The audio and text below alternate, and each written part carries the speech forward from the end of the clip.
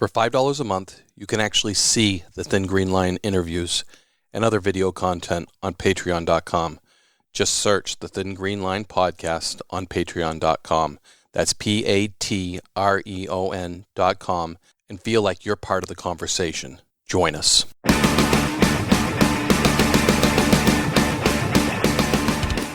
Thanks for tuning in to the Thin Green Line's interview with Barry Kerch. Now here's John Norris, Wayne Saunders, and Barry Kerch for part 2. So that's the cooking standpoint of what you're doing, in the house, on tour, doing grills and stuff. But the outdoor element, cooking over a fire, and we talked a little bit about that. Whether it's a hunt, nomadic survival camp, and I've seen some of the stuff you're doing that I want to dive in with you and explore as we've discussed. Talk about your outdoor cooking, because that's such a neat element of cooking over an open fire. Cooking things you've harvested, or even bringing things in to mix it up and get that great taste with the cuisine that you can't always get. You have to improvise because of all the materials you don't have, the resources like you would, at home. And what's your forte there, and what do you like to do there? And I loved the story, Barry, when you told that Razorback story. You ended it with, I shot a tasty sow that night. And that just grabbed me, because that's what the kind of guy you are, that the trophy was there. And you were more scared, and then I shot a tasty sow. And that's, I just resonated with me, because that sounded, I'm like, boy, that sounded really good. Well, what am I going to do with a big, ugly hog? That's right. That's what I do, man. Eater sows are the best. Yeah. Yes. When it comes to cooking in the great outdoors, I think keeping it simple is the best part of it. If you pack in some veggies and you just throw those directly over the fire, and wood's important. Around here we have a lot of slash pine, and we'll use like lighter wood to start the fire, but you got to wait for that to burn off. Otherwise your food's going to taste horrible. It's going to taste like turpentine. So using good oak or hickory or even maple when available is a lot of the flavor in your food. Nice. I always carry around also some pre-made mixes. Like I'll have in my pack some salt and pepper, but also like a couple seasonals that I've made or store-bought if I have a store-bought one. And it's amazing what a little salt and pepper will do to bring that dish alive. It's not hard.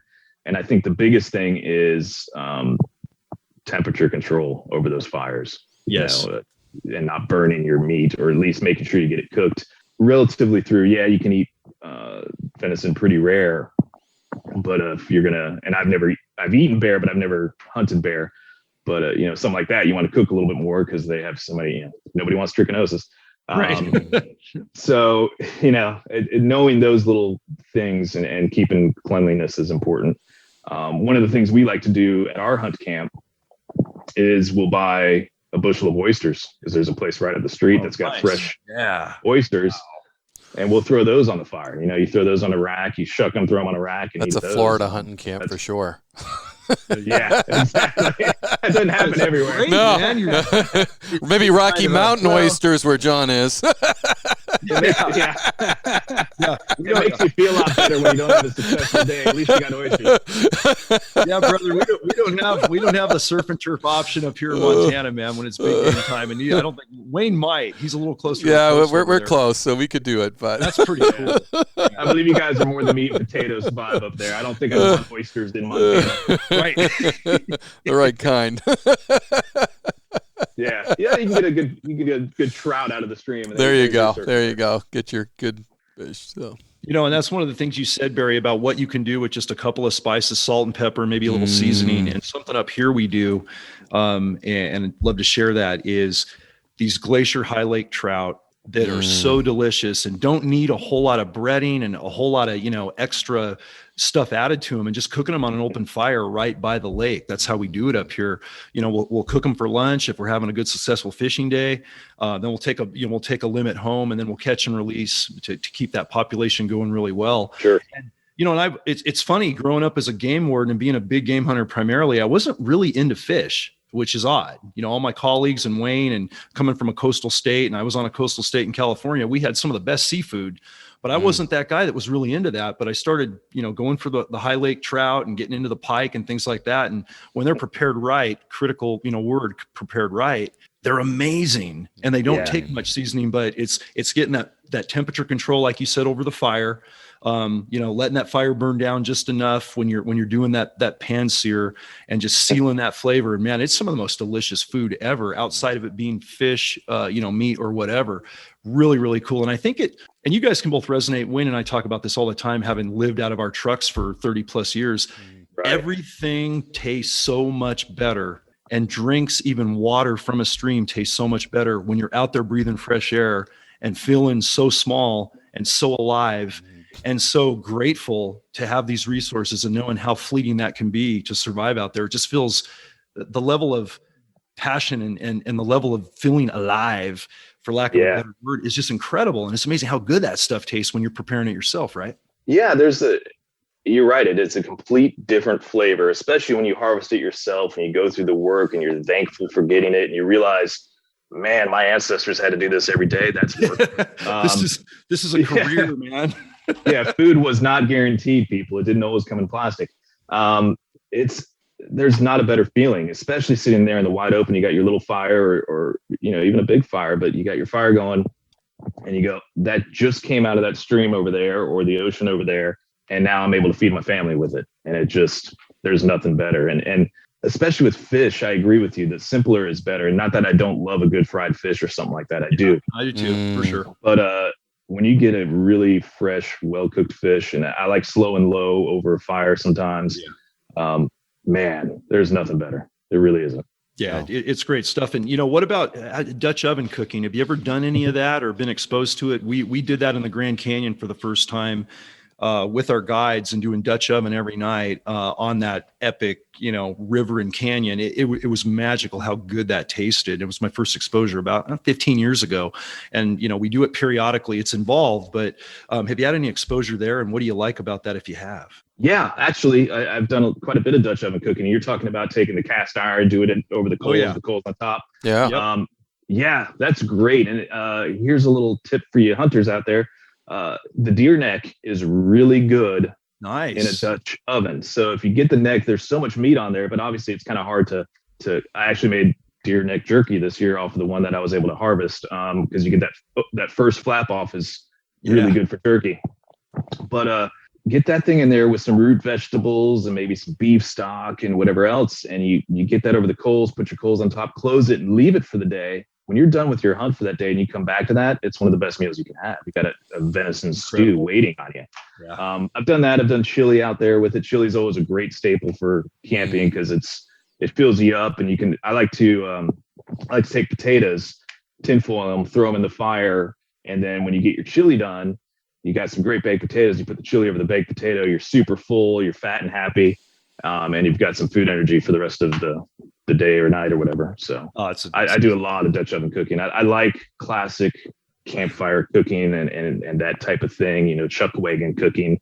Got Chuck wagon books. I've got a set up in my backyard. My wife makes fun of me. You're so happy every time you're cooking outside. I'm like, I know, I love it. But I got a fire pit set outside that some days I'll just go out there and make a fire and cook outside. I've got a great kitchen at home, but I'd rather be outside cooking over an open fire. That's so cool, man. Yeah, that's that's starting to become more and more of a thing nationally. And when we, as we get further into the interview, I won't jump too far ahead, but survival cooking outdoors has just become a thing. Given what we're facing and the need to be self-sustaining with family and going from there. Yeah, absolutely. Yeah, no, and I think we were to jump into that because you talked about when you open up your freezer that you have stuff in there for prepping and that you're kind of a prepper. And John and I, one of our first interviews was with a friend of mine who is a prepper, and it just opened a lot of doors. And one thing he said to me that really hit me, he's like, how many canning jars do you have on hand? And I'm like, I don't know, a dozen. He's like, well, I know you got 2 big freezers just like I do, Wayne. What are you going to do when your freezers don't have any more electricity? Power goes up. And I'm like, he's like, I'm going to can it. He goes, I got 5 dozen boxes down here, and I'm going to be able to can all my meat with my canning jars. And he's like, and don't look on the internet for that. You better have a good book that tells you how to can meat. And I'm like, whoa, you want to talk about a shot across the bow? I was like, I thought I was pretty prepared. And I got floored. And then you mentioned having some prep stuff in your freezer and that you were kind of a prepper. And I'd really like to go there and kind of get your feed from that and learn and learn. That's the nice thing about podcasts. We can learn from each other. I love it. Yeah. He's right. And I'd like to say I'm as prepared as he is, but I'm not. I do have a lot of jars. I do can certain things. I haven't got into canning meats. Not that there's anything wrong with that, but I'm still nervous to do it. I never liked it. Ruin it. I tried it, and I'm not a fan. I can see preserving it for prepping if we don't have power. But yeah, I'm not going to eat that on a normal basis. It just comes out, it falls out. It's not my favorite way to eat meat. Yeah, no, I'm going to cut that up. I'm going to put it in a pan and cover it with whatever I can because it's, it definitely tastes like canned meat. But I do pickle a lot of things. I pickle vegetables when I get them from my garden and things of that nature. I love to pickle, and I just like pickles in general. But I do have my freezer. I have a backup generator. So, I live in Florida. Hurricanes happen every other year. So you need a generator, and power has gone out here a few times. And I don't want to lose that freezer full of meat. We make fun of, at least the guys that I hunt with make fun of how expensive the meat is from, the time and everything. The per pound of venison is expensive from the time you put in. I don't want to lose that. No. And it's happened. To myself and to one of my hunting partners. He lost a freezer and happened to not be home. We had a hurricane and the power was out longer than I could sustain it, so that was unfortunate. I ended up just cooking a lot of it. But at the same time, I gifted myself one of those Harvest Right freeze dryers. Nice. And that is very helpful and does a great job. And now I've got 20-year shelf life stable food that I made. That I know what's in it, and all I have to do is add some water at a hunt camp and I'm good to go. And I try to keep a lot of that on hand. And then I keep a few bug out bags. And, I'm not one of those guys that worries that the world is going to end and our whole infrastructure is going to be gone. And I think we fall in that category too. And definitely I don't think that's going to happen. Yeah. But if something like that does happen, I want to at least be able to survive for a few weeks till I figure out what the hell we're going to do. Yeah. And have a plan in that situation. I'm not going to be on my roof trying to snipe people or anything like that, or taking over my neighbor's house. But if I'm out of power, we're going to eat just fine. Yes. Yeah. Yeah, but at that point, Barry, it's the basic realistic needs when it's going to come up. You in Florida with hurricanes, us with these big snowstorms, and I mean, just a week and a half ago, we had power go out for 3.5 days up here in Northwest Montana. Right. And that's the longest it's ever been out since I've lived here. And our backup generator to run the whole house was literally running for almost 3 days. And we'd shut it down at night. The freezer would sustain all night, guys. And then I'd have to kick it on in the morning just to heat the house and make sure our perishables, Wayne, like you were saying, and Barry, didn't go. Because we've got, since COVID, there was an extra freezer purchased.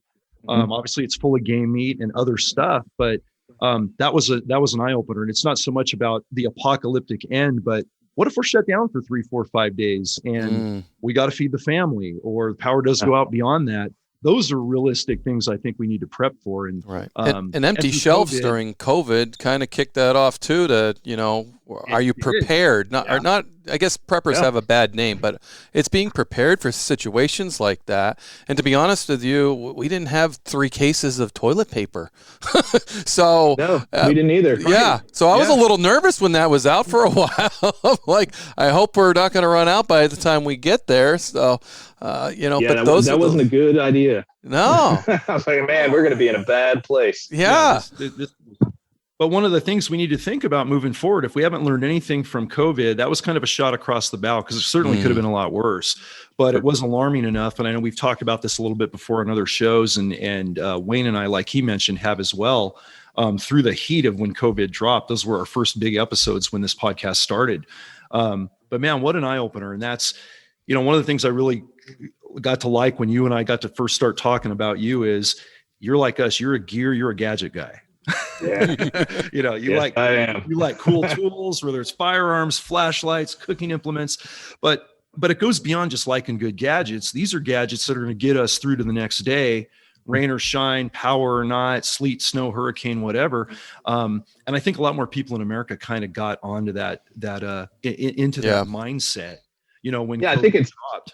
Yeah, I think it scared them when they realized, here I am and I'm not making fun of city person, but I'm a city person and I have none of these skills and my city is shut down. Right. What do I do? What do I do? And I think it really forced them to take a look internally and go, I don't know how to cook because I'm used to going to the bodega at the end of the street every day. I don't know. I have nothing in my house. I've got a lot of friends that work with us, my management company and my label, they're all based out in New York City. They're still shut down. Right. And not all of them, they're like, now what? I've got a 1-bedroom studio apartment and I can't go anywhere. That's a weird feeling, and I think it turned a lot of people around. And that's a good thing. Now that the panic of it has passed, I think initially it was a bad thing because people were hoarding toilet paper and just weird things because everybody went in full panic and weren't really being rational about what they needed. And neither were the stores. The stores, they ended up having to start limit things, and it was so irrational. The things they were worried about. But then again, none of us alive have been through this. So now we know. Right. Yeah. I think as bad as it's been, and we talk about this a lot on the show, is always play to the positives in any bad experience. And what did we learn out of this? And you said it best, brother, at the beginning was we stopped going on the road. We stopped doing conventions and trade shows and book signings. And just like you on the band, I mean, I was, for 18 months, I was in Montana, maybe a month total for the first year and a half of relocating here after retiring from California. And don't get me wrong, I love that aspect. I think we're very blessed to do what we do and be on an outreach, whether it's musically, mentoring, instructing, teaching, training, making the world a better place. But COVID shut that down and everything went to Zoom remoteness. And I was home for a whole summer. I was home for a whole spring. I got to spend time with aunts and uncles and family and friends, bandmates, that I never did before. And in the process of that, got to spend more time in the outdoors. And I know I've shared this, finally got to get into a wilderness area and explore lakes I've never been into. And I think that was so recentering, it just brought back what really matters.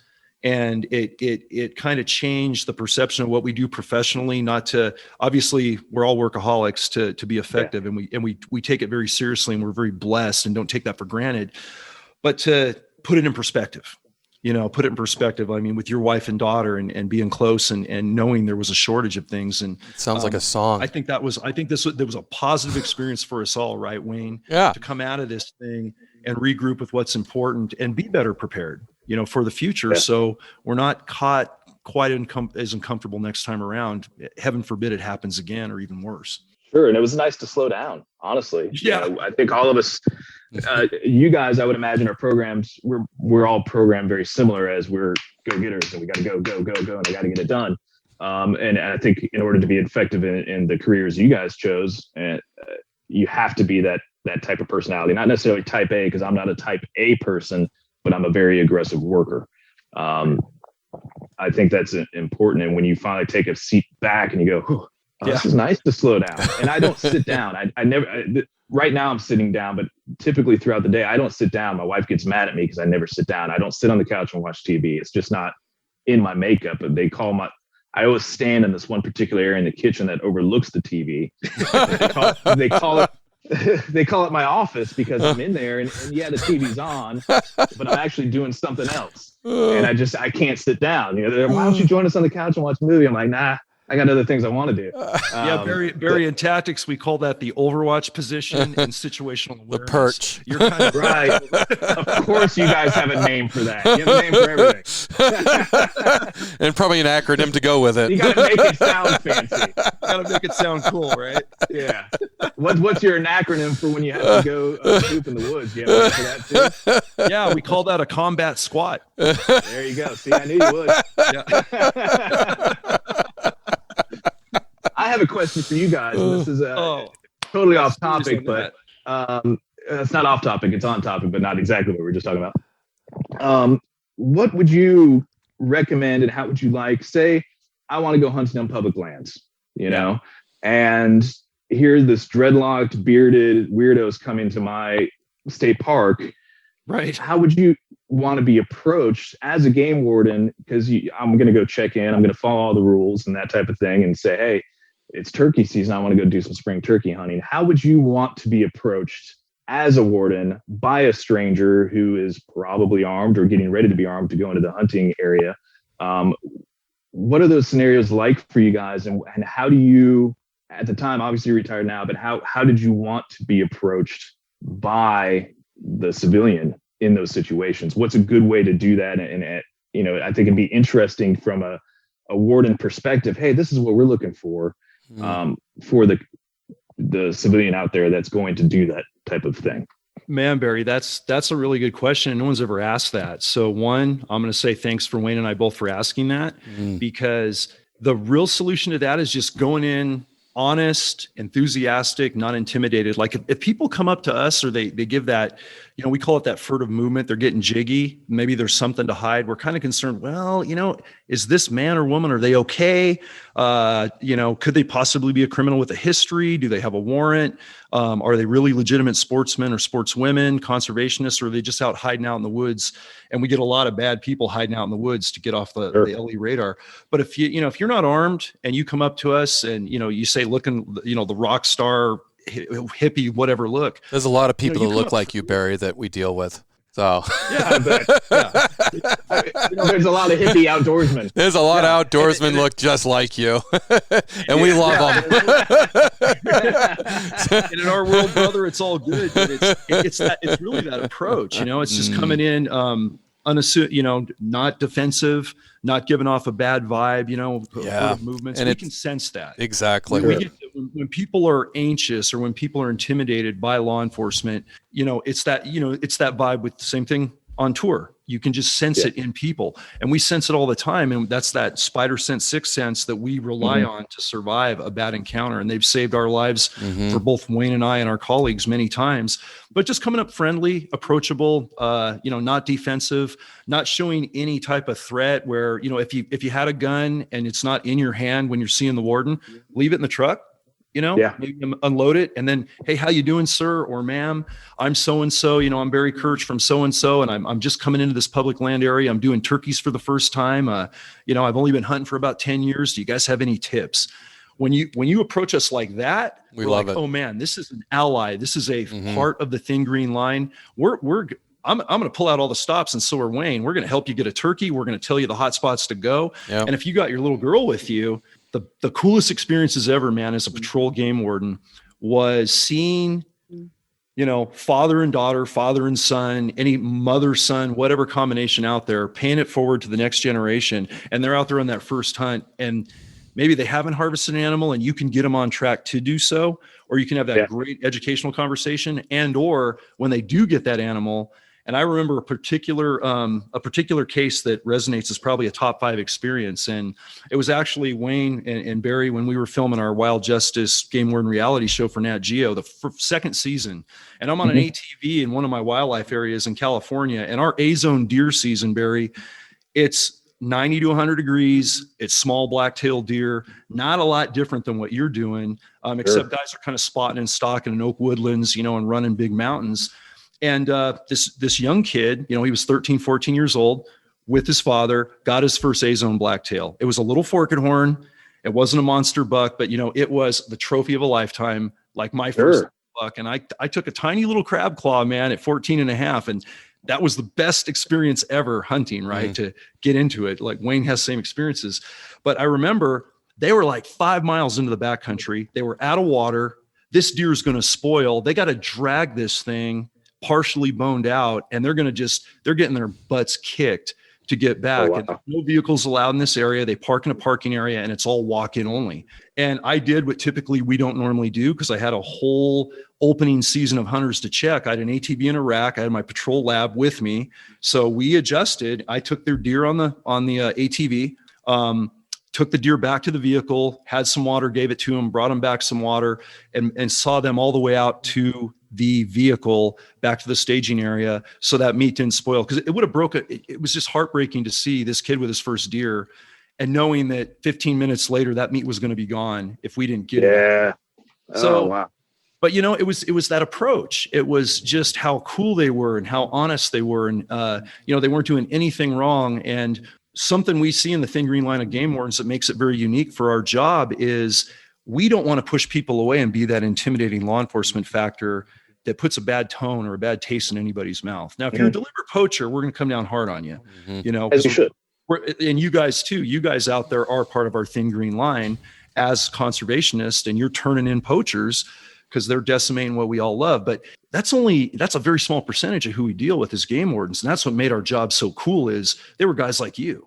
They were allies. They were basically not badged officers, but you guys are an extension of our Thin Green Line. And you're like our little satellites out there protecting wildlife and being informants. So that's what we look for.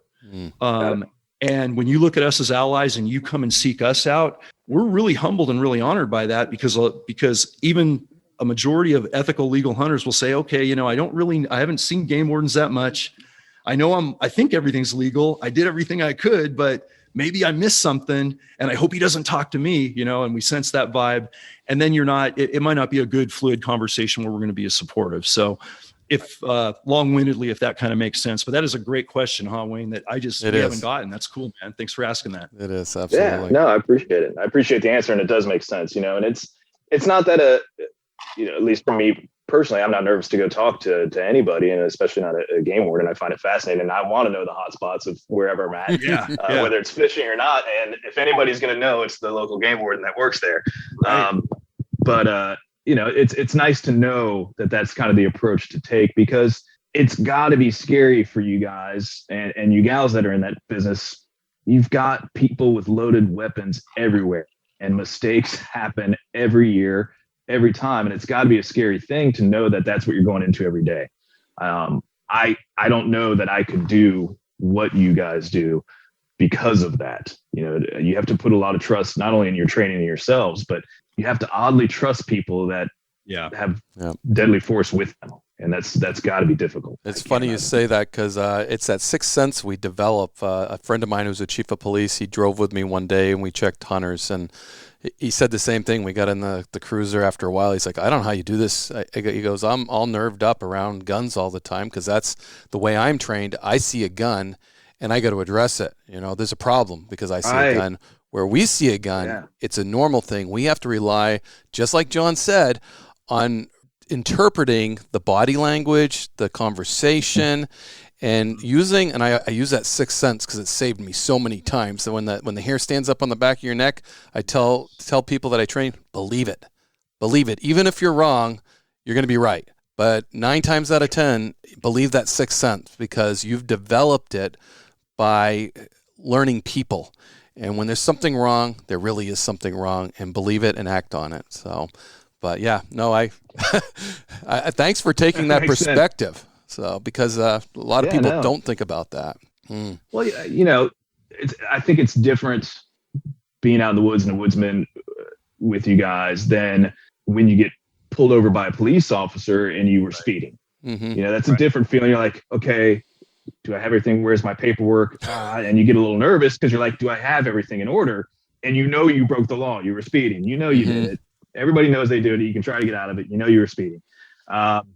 So that's a different feeling than I imagine being in the woods and then you're walking up on me. That's different, and maybe I'm in my hunting zone and I don't necessarily know that you were coming. So it's fascinating to me. It's fascinating to me the work you guys do and have done in the past. It's just truly fascinating. Well, we appreciate it, brother. And one of the things that's so cool about the job, and what you just said is you're deep in the woods, you're in a tree stand, and next thing you know, behind you is maybe a camoed out game warden that's behind you, and they've just been watching you for maybe hours. You have no idea. And that's a very unnerving feeling for the hunter. And it's also a very, potentially dangerous situation for us as game wardens. But some of the most heinous violations happen so far in the backcountry, so far behind locked gates, by people really poaching a lot of animals because they're cut off and they don't normally see a game warden, or game wardens don't have that access. But some of the most critical, like wildlife saving cases, were illegal baiting operations that I did out in California. And they might be 30 miles into the backcountry that took a commitment of trucks, ATVs, then a hike, then setting up a camouflage hide, setting up surveillance, and watching literally a spot for a whole deer season, because it was like a conspiracy enterprise going on where not only were way too many animals being taken from a baiting operation, or you were getting the genetics of big bucks from out of the area where they needed to be spread out for genetic diversity. Now they're coming into one concentrated area, and not only are they all getting killed, but the meat's maybe getting sold. commercially, and all kinds of heinous stuff. And when we get into commercial wildlife, and stuff that we really haven't dove into with you, but to do cases like that, you got to be pretty sneaky, and you got to get in unconventional ways. And it's unnerving, it's unnerving when we do those contacts and you finally make that takedown or bust, because these are guys that feel very, very insulated because they're so far back in their own little realm, and they know it's so arduous to get to them that they're never going to get caught. And they get very greedy because they think they're never going to get caught. And that's what we call the intentional violator versus the sportsman that just makes a mistake, that we want to give a warning to, and we want to, mentor and kind of nurture that relationship. So it can be unnerving on both sides. It's just, and again, so few are that bad as far as the poaching side. That's a very small percentage, but they all have guns. And when you're that far in the backcountry, you can imagine how that can go. For one, the hunter, a hunter seeing a game warden and then being that game warden that might have to have a contact, maybe issue a citation, seize a weapon. If it is a poaching issue, it's that's the challenge of the job, certainly. And it's something we just try to do as safely as possible. And fortunately, Wayne and I made it out safe after some good careers. Right. And I imagine with those guys, those situations, when you're getting into a poacher of that caliber, they probably have some priors and other things that make it even more dangerous to be around them because they don't care. They just don't. There's no respect there at that point. Yeah, but a guy like you coming up to approach, you're an ally. You're part of the team, man. And once we have that conversation, I know I speak for Wayne and I both. What made us effective as game wardens, and then eventually when we became team leaders and our game wardens, is developing a level of trust with the community and getting a group of informants that are so passionate about wildlife. And they see that, like you as a drummer, you're respected in the rock and roll industry because you're a great drummer, you're hardworking, you're professional, and you're a team guy. It's the same way in our profession. When the public and these are people you don't just get the respect from instantly. Ranchers that have had cattle ranches and hunting clubs, for 100, 200 years. And I'm going back to, lifelong friends in California, for them to trust you to a level where they will call you for a violation. They'll let you onto their property, give you a key to patrol anytime. You have to be there for them, and they have to know that you're going to take care of a problem when a problem arises, and if you don't follow through with that, and you burn that bridge, you might have cut off a whole area, man, of a deer population, an elk herd that you're never going to get on the inner circle, and animals are going to get poached and destroyed that you're never going to be made aware of, especially when you're working your hometown. And so for like Wayne and I literally spent out of 28 years, 25 of those were in the Silicon Valley where I grew up. So I was actually working my hometown. So there was there was an added element of urgency there to be good to my home peeps, so to speak. Wayne as well. You're in your hometown. So, all that really matters. So developing that reputation and getting friends like you and other guys. And on that note, and a little long-winded, but there's that, what we call the poacher to preacher concept, where I would apprehend a violator that was, he was a regular poacher, not a violent guy necessarily, good-hearted, wasn't doing crazy, heinous other crimes, but he was a chronic poacher. He didn't pay attention to seasons. He hunted big bucks in the rut, in parks, or, whatever. And, you make a case on somebody like that, but you have a conversation that isn't abrasive. You're as respectful as you can be. You're as empathetic as you can be. You don't go overly aggressive, but you say, hey, look, this is horrible what you're doing. I got to take you on this. I got to issue this site. I got to seize this weapon. And I got to be honest, man, you're hurting wildlife for this reason. It's not the way of life you agree with, but this is what I'm about. I've had guys like that come back to me in a year and go, you know what? You were so cool the way you treated me. You could have been a complete ass, because I know I've been poaching for years. I was not that guy that deserved a warning. I admit that. They've been through court. They've had their conviction. They paid their fine. Maybe they've lost hunting privileges for 3 years. Maybe they've lost them in heinous cases forever. And, but say, I really like how you treated me, man. And can I have your number? I know a lot of stuff, and I agree. It's not the way we should be doing things. I don't want to be a poacher anymore. Our thin green line of wildlife resources is so precious. And then I get this informant that end up leading to the best cases that we ever have on the wildlife front, because Wayne and I can't just go out there and patrol and find it. It's a needle in a stack of needles. As low numbers as we are as game wardens for all the stuff going on out there, especially through COVID. So it's those relationships. And that's how I would address you had I not knowing you in the field, and make an ally, and you'd like us, and we'd have that friendship, and you'd probably be really receptive to helping us out if you did see something.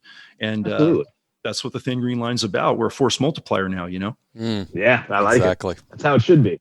I think if we're all on the same page and enjoy the wild as much as we do, you want to take care of it and treat it with the respect it deserves. Yeah. And that kind of one of the final toward the end questions I was going to ask you. One of the coolest things about meeting you is seeing a conservationist in what we consider a non-traditional conservation-like lifestyle, right? You think a rock and roll drummer, you think of rock and roll bands. You don't hear too much of the rock and roll music industry being really necessarily overtly passionate about the outdoors and the Thin Green Line and conservationists. And then so meeting you through our mutual friend, John, over at Silver Spear was a real blessing, man, to get to know what you're about and share it. And something we've been able to do since retirement is branch out to untraditional areas in professions that have that same passion. Whether they hunt or fish or not, they love the outdoors, they believe in conservation and our resources that are under siege all the time. It's been neat to see it through you in the rock and roll world. I know there's some country artists that I've gotten to know through other, brand outreach type guys. The off-road racing community has a lot of hardcore conservationists within it, and they have some reach. I'm working with them.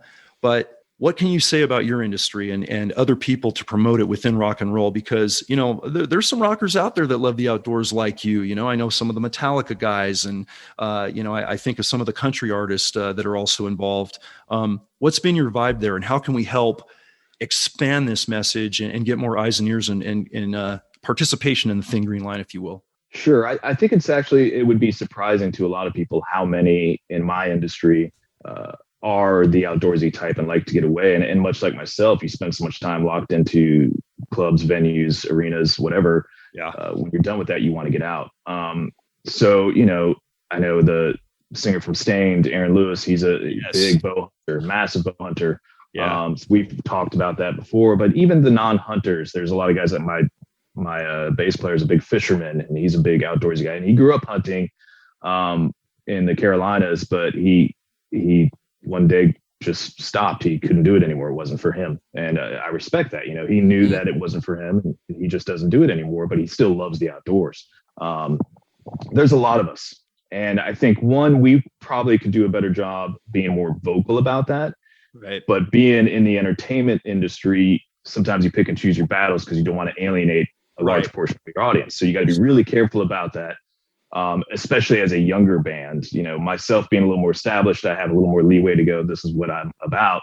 Because some people do frown upon it. That, I know that. But I think from what we could use more is knowing how we can help. Yeah. We have a voice and I could say, this is what I'm about. But where can we do that? How can we help? What organizations can we align with? It's something I'd love to know. And maybe you guys can enlighten me in ways that, and enlighten the people that are eventually going to be viewing this. Where do we go to help? I'd love to know, even locally, and I've thought of this, locally, how can I help conservation where I'm at right now? Do I go to the local game wardens and go, how can I help you? Or, what is that we can do with our power of who we are as people and how many people we can talk to and how we can get out there? What do we do? Right. Yeah, I think one of the coolest things, and Wayne, I think you'd agree with this, is one, being vocal where you can. So having a podcast like this with us with a little bit of reach is great. Something I've noticed with the other podcasts we've done together, the band, Shinedown's been putting that out and sharing it, which is really cool. And I hope certainly we'll tag, and if you guys want to share this as well. Great conversation for people to hear without alienating anybody. Because one thing we say within the Thin Green Line is conservation isn't about, you don't have to be a hunter and angler to be all about the Thin Green Line of environment. We are a unifying kind of message, whether you're a preservationist, conservationist, you're anti-hunting, you're pro-hunting. The bottom line is we just want our wildlife species to be balanced. We want our outdoors to be safe. We want our water to be clean.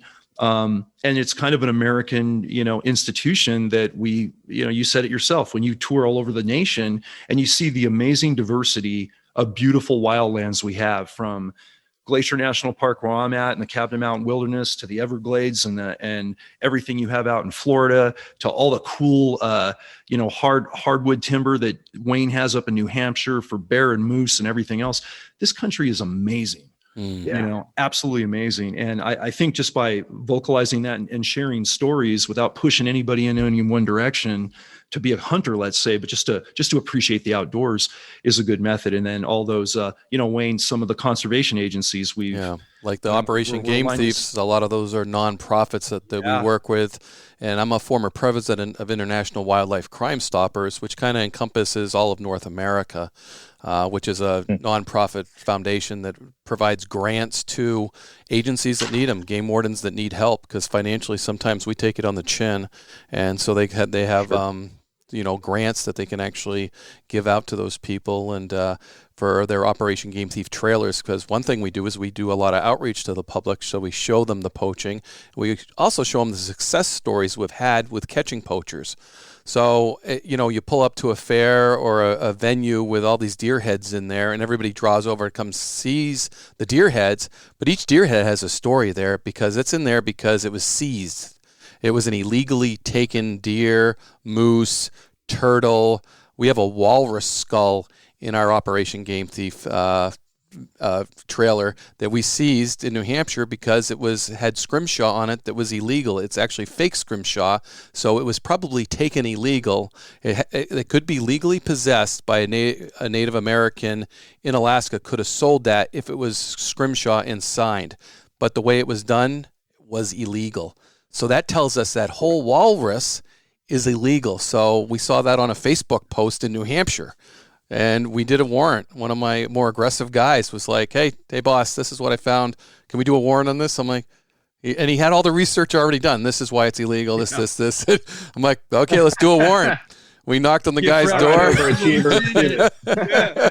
Rap case for the lieutenant. Wayne. Yeah, I love it. Yeah, so we went and got our walrus skull, and boy, does that add some conversation to something, because here in New Hampshire, there's a walrus skull with ivory tusks in our Operation Game Thief trailer. And I tell that story, and people tell that story, and now we're educating them that we're not just the deer out there checking hunting licenses and drinking coffee. We're doing. You are, but there's a lot more to the There is a lot more to. We are doing we are. Gotta keep it balanced, right, Barry? Got to keep it balanced. Have your coffee. I mean, there's nothing wrong with that. Yeah. So support us in those other ways too. But that's great. If people want to actually give some financial support, or even memberships are cheap for International Wildlife Crime Stoppers for individuals. I think they're $30 a year, if that. And just to be that force multiplier, had that decal on your vehicle, and to be our eyes and ears out there to help that way is just, it's John's right. We can't do it by ourselves. The best cases we ever made, we didn't make them on our own. We got a tip, and that's cool. Mm-hmm. And breaking down that, the society that I started in and did 20 years, you were a rat if you told the game warden. And I used to have this farmer would tell me a story that was all truthful and factful, but he wasn't being a rat. He'd just tell me a story about how this moose got poached, and if I was going to poach a moose, it'd be in a big Cadillac with a big trunk, and it wouldn't be a big moose, it would be a calf moose. and I'd ask him, well, what color Cadillac would that be? Oh, it was like a grayish Cadillac, but he wasn't a rat, because it was that can't be a rat, be a rat. Man. And I preach, be a rat. Be a rat. Guess what? I'm going to tell the game warden. I'm going to tell him that you're doing stuff wrong. In our recent Warden's Watch with Carlos Gomez, a church guy was out there poaching like crazy, and the guy sitting next to him in the pew knows this is his best friend. He can't handle it anymore. He has to call Carlos because he tells this guy, "Stop poaching. You got to stop poaching." Here's a guy that goes to church every Sunday, is out poaching, and finally his brother church member says, I got to call the game warden. I can't stand this anymore. So please stop him. And that's how we make that case. You can't do that. I don't understand the serial poaching. I don't get it. How many deer do you need? Yeah. I don't understand. This guy was the Robin Hood. He was killing them and having them pay for the butchering. It was more about the kill, I think. Yeah, it's an interesting scenario. You should. No, thank you. I know. It's hard for normal people to wrap their heads around this because it's not normal. It's not normal. That's not normal. The people that just want to go wantonly kill animals, it's one step away from serial killers, and it is in a way serial killers. And that's, Barry, you're hitting it on the head. That's the small percentage of people we run across, and it's something we can't fathom because how precious wildlife is, and people that don't hunt and don't fish or just aren't conservationists, they look at it and go, well, wait a minute, you're hunting and killing animals, but you love wildlife. That's an oxymoronic argument. How can that work? And then you explain the conservation model and how it benefits wildlife, et cetera, et cetera. But then you get those serial killers. You really do. And I mean, we run across guys that are one step away from, maybe it being even worse than just massively killing animals. And that's, we talked about the sixth sense, and this, reading people well in your business, is when you contact these guys or gals in some cases, it's just eerie. It is dark. You just feel a sense of darkness, and there's no light in that scenario, and that's where the spider senses are going. You're on your weapon, you're ready. It might be a more aggressive contact or vehicle stop. And we've been there and done that. And I can't fathom it, to this day, how disgusting it is to see that. But there was a small percentage element of people out there doing that. And the impact is just exponential on damaging wildlife. That's why, we use the thin green line term, very specifically. We are a very, very thin green line, and we're grateful to you for being part of it because of what's being depleted out there. So there's that as well. And I'm glad you mentioned that, because we didn't really talk, Wayne, about, that serial killer mentality that we've seen. And, and for a game warden, that's like the case of a century. When you catch somebody that's massacred 200 bucks, during the rut in the winter range, anywhere, say out here in the West, what that has helped the species recover from, the impacts of something like that one crew can do, it's mind blowing. It's absolutely mind blowing. So, that's what we're targeting, and that's the small percentage we're out there for. That's great. Because I mean, to cull that many, I can't imagine how quickly that would decimate a population in that area. Absolutely. Right. And you think how many hours you spend in your deer stand enjoying every moment and not seeing a buck, and waiting and not complaining about it, just glad to be out there. And then when you do finally get that harvest, you're like, wow, man, I got one. And if I don't get one, hey, it's not the end of the world. My family's not going to starve. I got some meat in the freezer. And, I think I shared with you, we're on the average of getting a buck every 2 or 3 years, or a couple of bucks here in Montana. And it's just the magic of being out there. And then you see these slob killers taking 20, 30 deer at night under a spotlight when they're in the breeding cycle with these magnificent genetic trophies. To put it back, man, it's heartbreaking. And we get very passionate about catching those guys, as you can imagine. I can imagine. Because, you're right. Not every year is a lucky year. One of my partners in my hunting club, he's not having a good year, and he's mad as hell about it, because we keep seeing it in our little area. We keep seeing this beautiful group of 3 does walking, and we're like, there's got to be one behind him. Where's that buck? Been there. He hasn't been there. There's nothing more frustrating than sitting in your stand watching those 3 doe walk right under you. Yeah. Sit there the rest of the day, and there's nothing.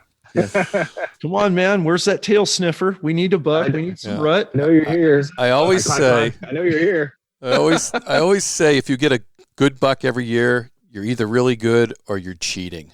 So, and that's my job to find out.